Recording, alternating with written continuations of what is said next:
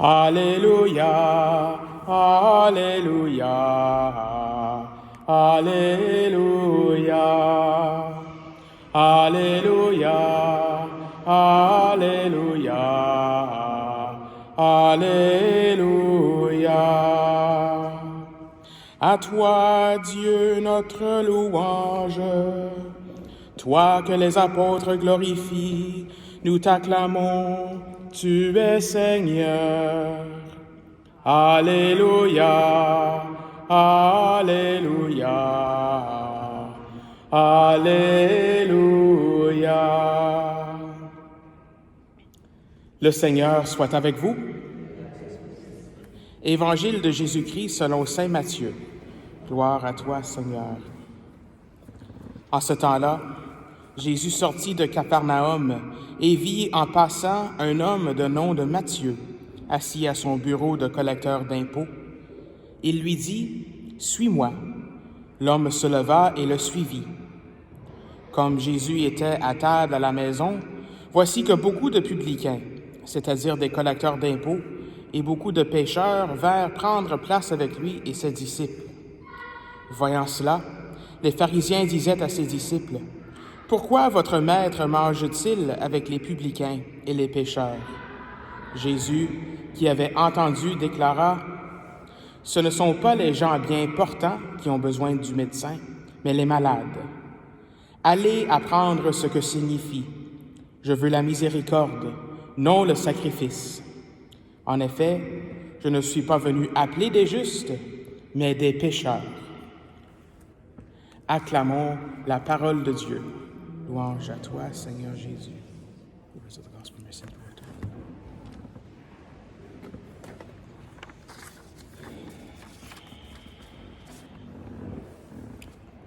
C'était un peu le thème d'aujourd'hui. On avait une messe d'école ce matin aussi. Alors, beaucoup d'enfants ce matin ici à la cathédrale. Laissez les enfants venir à moi, dit le Seigneur, hein, en tout cas. Mais aujourd'hui, et je pense que ça, c'est en effet dans l'évangile de saint Matthieu qu'on célèbre aujourd'hui. On célèbre un apôtre et aussi un évangéliste, saint Matthieu. Et en commençant aujourd'hui, j'aimerais un peu parler de son évangile. La tradition nous dit que c'est lui qui a écrit son évangile dans les années 80. Pas les années 1980, mais les années 80, donc au 1er siècle. Et je pense que c'est bon de contempler ensemble le cadeau qui nous est donné par cet évangile de saint Matthieu.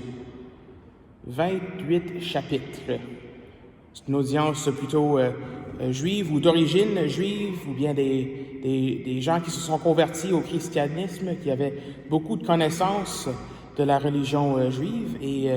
Et cet évangile est souvent considéré comme, disons, le pont, le lien entre l'Ancien Testament et le Nouveau Testament.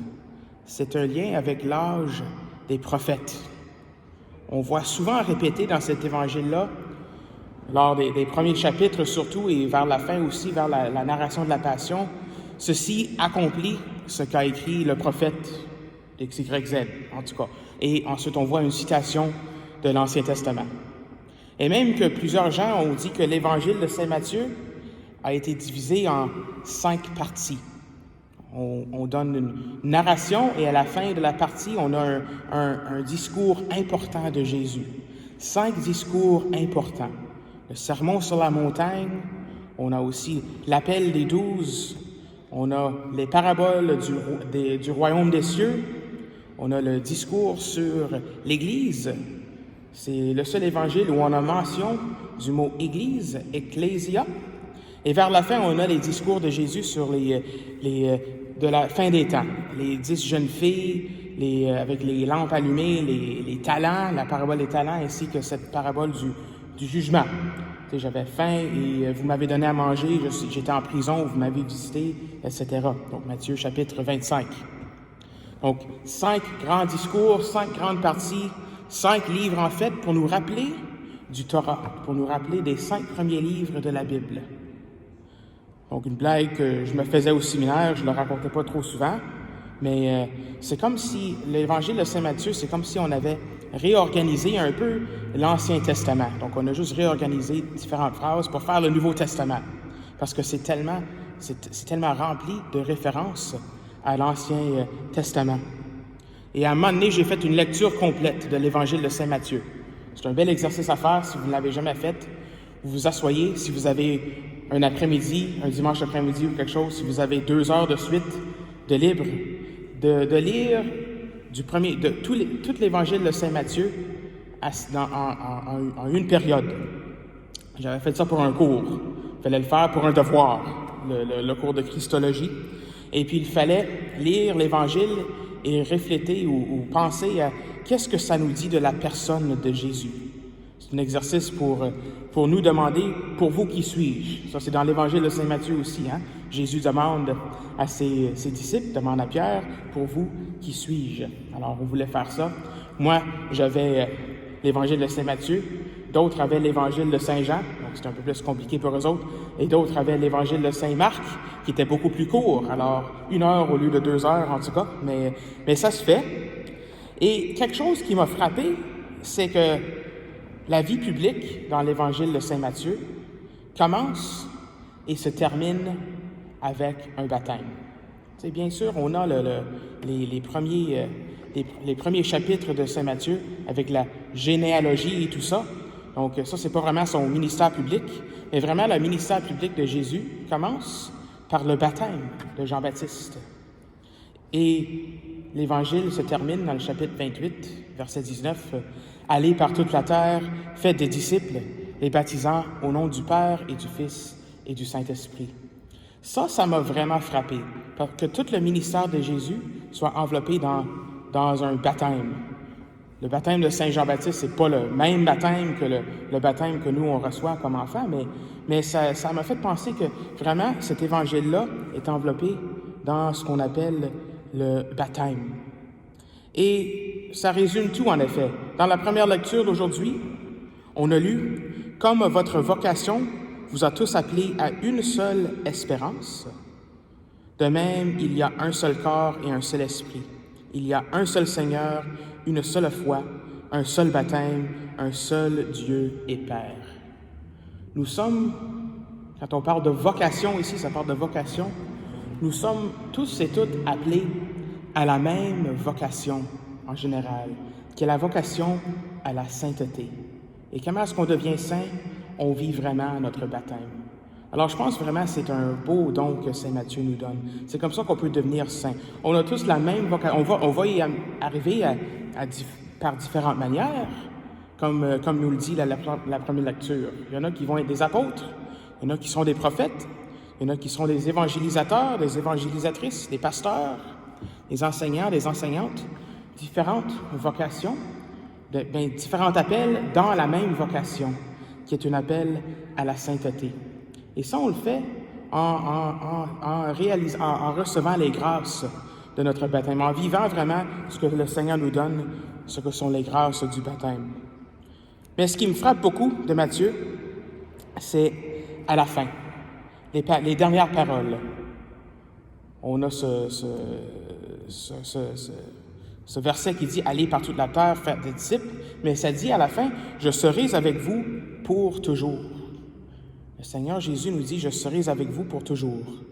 C'est aussi Saint Matthieu qui nous a donné, qui nous a rappelé de cette prophétie d'Isaïe et qui a appelé Jésus Emmanuel, qui veut dire Dieu avec nous.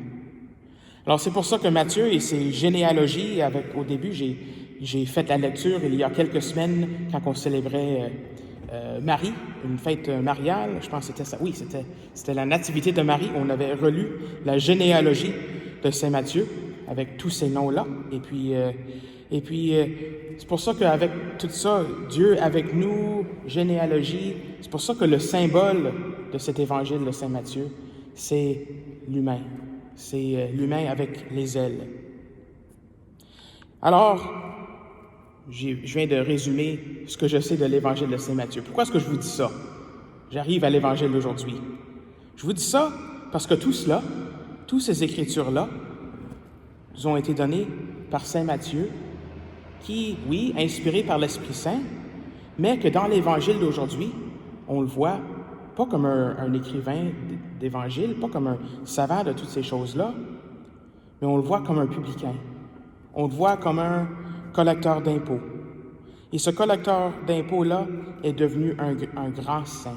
Il est devenu un apôtre. Il est devenu un évangéliste par la grâce de Dieu, par le regard que le Seigneur Jésus a posé sur lui. C'est ça qui m'a vraiment frappé aujourd'hui dans l'Évangile, c'est que Jésus sortit de Capharnaüm et vit en passant un homme. Il a vu Matthieu. Même avant de lui parler, il le voyait. Et même avant que nous sommes adultes, même avant que nous sommes très grands, le Seigneur nous voyait. C'est lui qui nous a créés et c'est lui qui nous a mis dans le sein de notre mère. Alors le Seigneur nous voit. Comme il a vu Saint Matthieu, il nous voit aussi et il a des grands plans pour nous. Donc c'est pareil pour nous. Il nous voit, peu importe où nous sommes, que nous sommes des grands pécheurs, que nous sommes des petits pécheurs en tout cas, que nous sommes très loin de lui, il nous veut pour lui. Le Seigneur nous veut pour lui. Il veut être avec nous pour toujours. Il veut être Dieu avec nous. Il est Emmanuel. Alors aujourd'hui, rendons grâce au Seigneur pour ce grand apôtre, pour Saint Matthieu, qui nous rappelle, et je pense que c'est souvent très important de nous le rappeler, de l'amour et de la présence de Dieu par notre baptême chaque jour de notre vie. Amen.